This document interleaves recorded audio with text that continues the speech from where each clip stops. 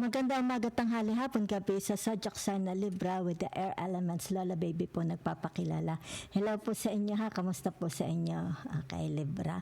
So ito pong reading na ito is for July, sandali lang ha, July 13, Monday to July 20. Okay, yan.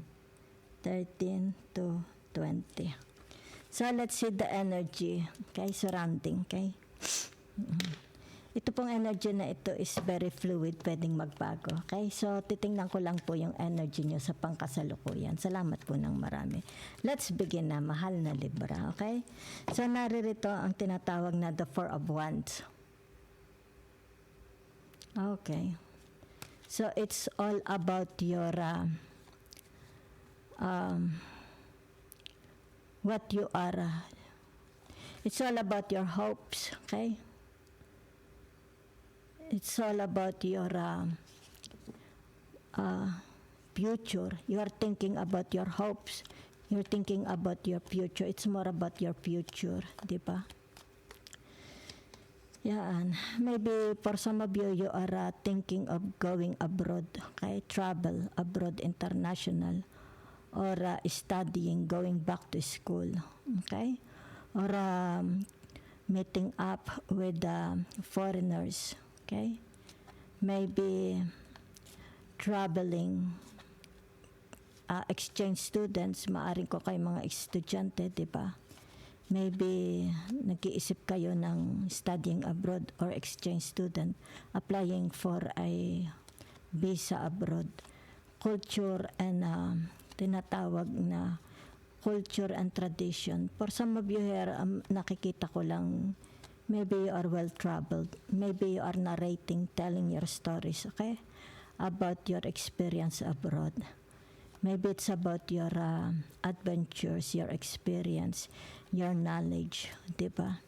Maybe you are talking with your, maybe it's about your father. Maybe your father, you're telling about your father. Sabihin na natin, maybe your father is, he traveled abroad, di ba? Maybe it has something to do about getting, maybe sweethearts. Maybe you are married to a foreigner. You are talking to a foreigner, okay? Getting to know their culture and tradition. Okay?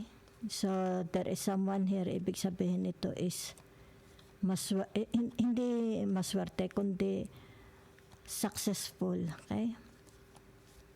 Okay, ibig sabihin nito may success. Maybe they are living abroad, diba? Migrants. Okay, so narito ang tinatawag na the Ace of Wands. Okay? So, ibig sabihin nito yung pagpaplano. Okay? Maybe a travel. Meron dito, it's like maybe upgrading themselves, diba? Maybe it has something to do about their health or activities or celebration, announcement of a, there is an announcement of a wedding, of a party, a birthday, celebration or travel, diba?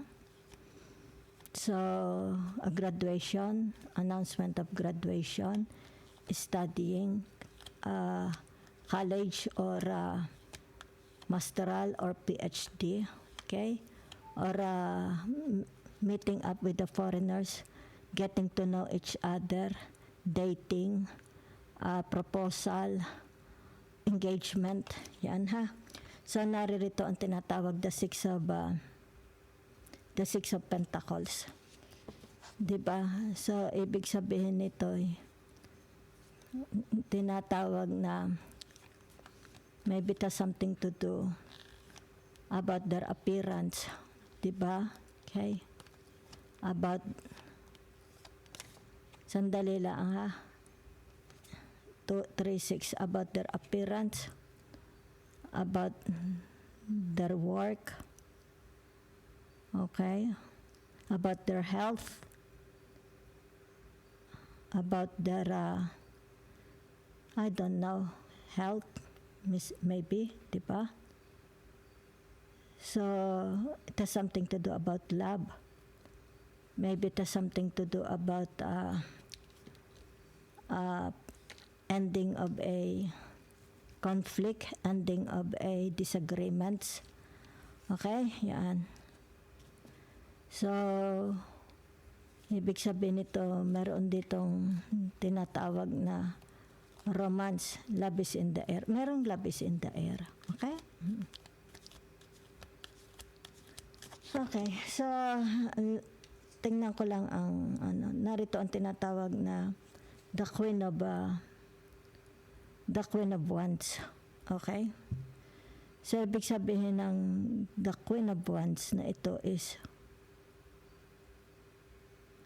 ano ito, the Four of Wands, the Queen of Wands. Engagement, proposal, marriage proposal, love proposal, feelings, confession of feelings, confession of love. Diba? Yan, maybe getting to know through social media, apps, dating apps. I don't know, yun ang libra na nakikita ko, ha? Okay. So, kasi narito ang tinatawag, either ito ay Taurus or the Libra, a relationship. Okay? Renewing a contract, finish contract, renewing a wedding. Okay? Pwede rin ito yung tinatawag na babaw. Anong vow? Maybe yung kanilang calling. They have a calling. Okay? So, I don't know. Changing paths. Or meron ditong oordinahan. Okay? Maaring oordinahan pare or madre. Okay? So, let's see your past. Okay? Bakit lumabas itong tinatawag the energy? The pangkasalukuyang energy. May connection ba ito sa past or ang past ko connect? So, the past is all about tinatawag na family ties. Okay? Family, ibig sabihin nito yung tinatawag responsibilities ng family. Maybe the parents, di ba? Maybe your parents tinuturuan kayo ng magandang ano tawag dito, magandang asal, di ba? Or ito yung tinatawag na giving you responsibilities, tinuturuan kayo ng responsibilities. Okay? So maaring sabihin na nating your parents went abroad. Maaring your parents went abroad and kayo ang napag-iwanan ng responsibilities. You are the one taking care of your siblings, of the house, magmamanage ng tinatawag finances, di ba? Dahil merong absence. Or maybe ito yung tinatawag the past. Maaring nagkaroon ng broken family, di ba? Broken marriage. So, naiwan sa inyo ang responsibilities. Sino ang nag-abandon ng marriage, ng relationship? Ikaw or sila? Or maybe your parents. Diba? Pwede rin. If this is not your energy, maybe that's your energy when you were small. Diba? Inabandon kayo. Okay? So, from the past, ito ang naririto yung tinatawag na the Nine of Swords. Diba? Okay? So, ibig sabihin ng the Nine of Swords na ito, tinatawag na puro gulo, di ba? Puro away. Maybe you grew up sa magulong pamilya. Di ba? Maaring iskandaloso. Napaka-iskandaloso ng mga nakapalibot sa inyo. Those days are gone. Okay? So, nakikita dito, tinatawag, you're in a relationship na maybe someone here decided to leave, okay? Kasi masyadong magulo ang naging relationship. So, ibig sabihin nito, from 6 to 9, nagkaroon ng tinatawag na broken promises, broken relationship, broken home, diba? Abandonment. Either ikaw nag-abandon or sila nag-abandon. Okay? Dahil ay ito is mentally so it's more about you, diba? Okay? Nakaka-trauma, diba? Pagod na pagod kayo. So ito yung tinatawag na ganun pa man, diba? Yan. Is sinusundan, okay? It's like this person already left this relationship because this relationship is tinatawag na masyadong aggravated, too much, diba? Ganun pa man, is hindi pa rin humihiwalay, okay? It's like nakadikit pa rin sa kanya, diba? Kahit anong gawin niyang hindi pagpansin, diba? Yan. Dinadadman niya. It's like this person cannot do anything about the swords on the back. Yan, ha? So, ito yung tinatawag na, I don't know if this is your energy or the energy of others. Kayo na lang, ha? Ito yung tinatawag na immaturity. Very, very immature ang tao na ito. It's like this person is not, hindi siya grown up, diba? It's like nananatili siyang bata, diba? Yan. Kasi dito, it's like this person wants to live when there is a problem or a trouble. So, ano ang tendency niya? Flight. Ibig sabihin, alis-alis, diba? So, this person remains young, okay? Nananatiling bata. So, nakikita mo dito yung kanyang tinatawag na pagiging irresponsible. Okay? So, I did not say this is you, okay? Maybe this was happened when you were, in the past, you were very young, diba? Kung kaya dito, nakikita yung tinatawag flight, palaging umaalis, tumatakbo, okay? Ini-evade, escaping. That's what I see from your past. If you are offended, I have no problem with that, diba? Okay? Kung sa palagay mo, this is not your tinatawag na energy, and this is the energy of others. The same like zodiac sign or the energy nito, diba? So, walang problema, diba?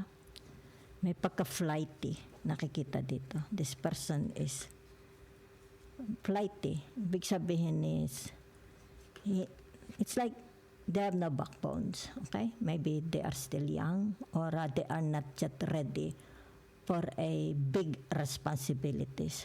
Diba? Yan. Kasi, narito, okay? So, it's like tinatawag na flighty ang kondisyon ng mind or ang first tendency niya is to tinatawag evading, okay? Pagka merong mga ganito, diba? So, let's see your tinatawag today, okay?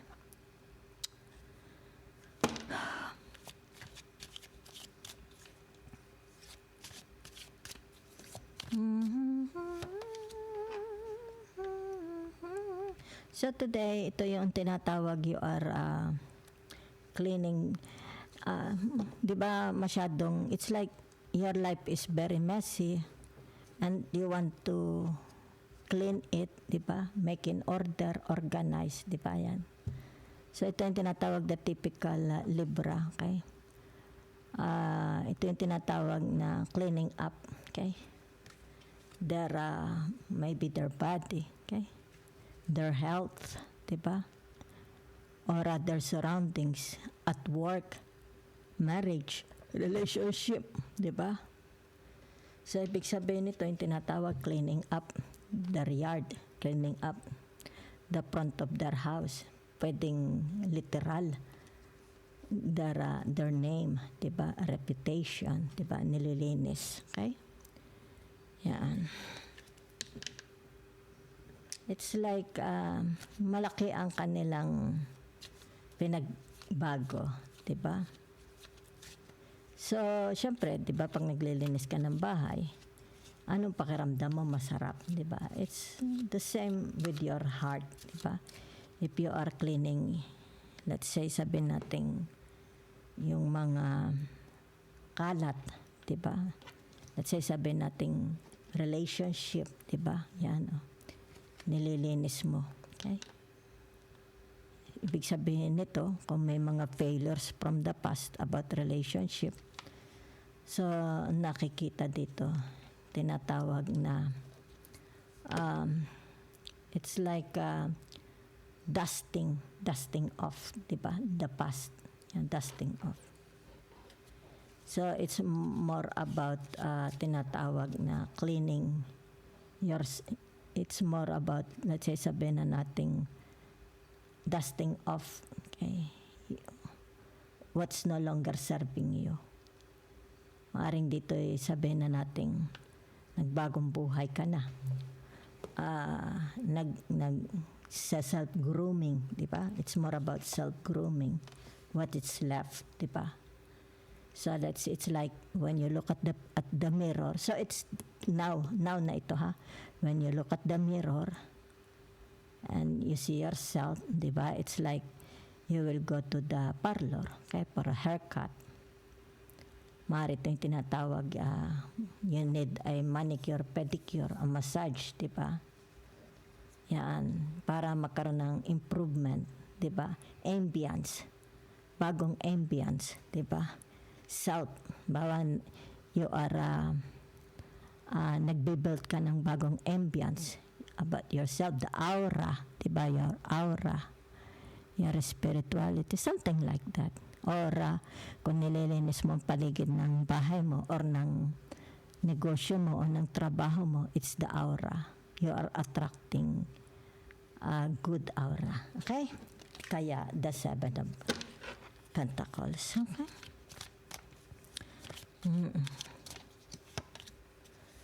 So,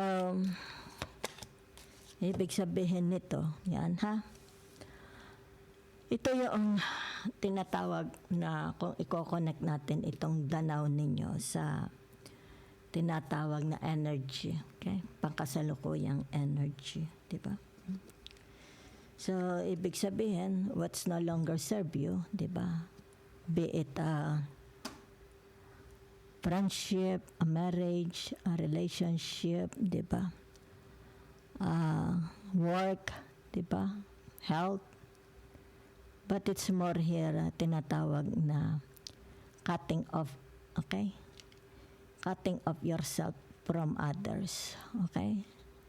So, ibig sabihin nito, yung tinatawag na if you believe, okay, that you are right, okay, then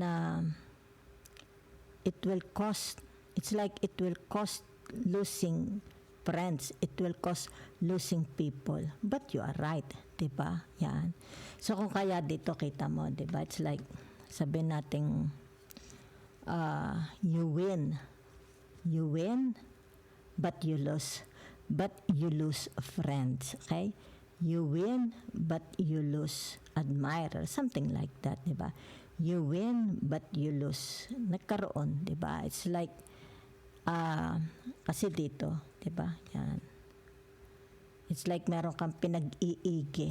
Okay? It's like sabihin na natin kung kayo is sabongero, di ba? So ibig sabihin nito, tayo muna, ako na magsabong, di ba? Maubos yung pera ko. So ibig sabihin nito, hihiwalay ka na sa mga sabongero. Something like that, di ba? Okay?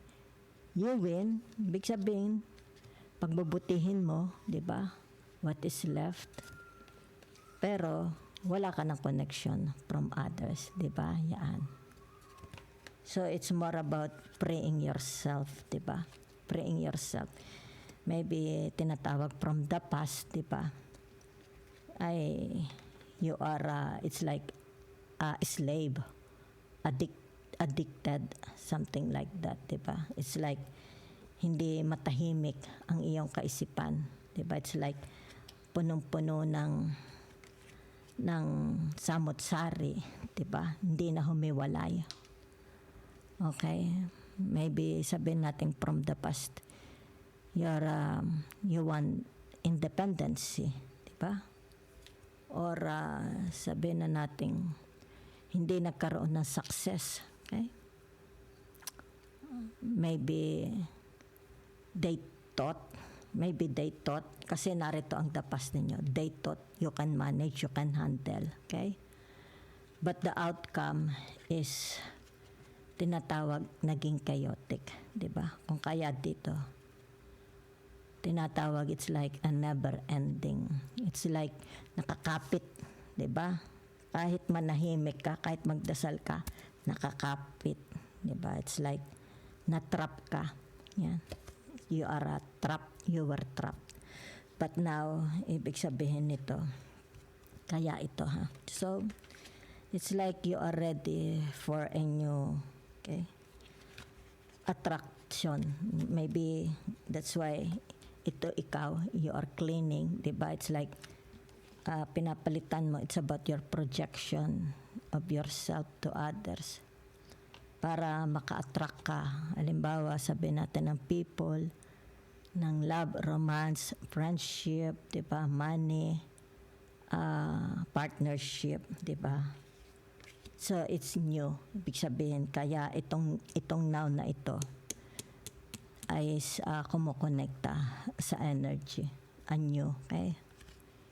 New, okay? So, ibig sabihin nito yung tinatawag na it's all about your mind setting, okay?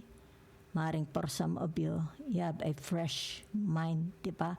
Iba na yung pananaw mo sa buhay, di ba? Yeah, it's more about tinatawag na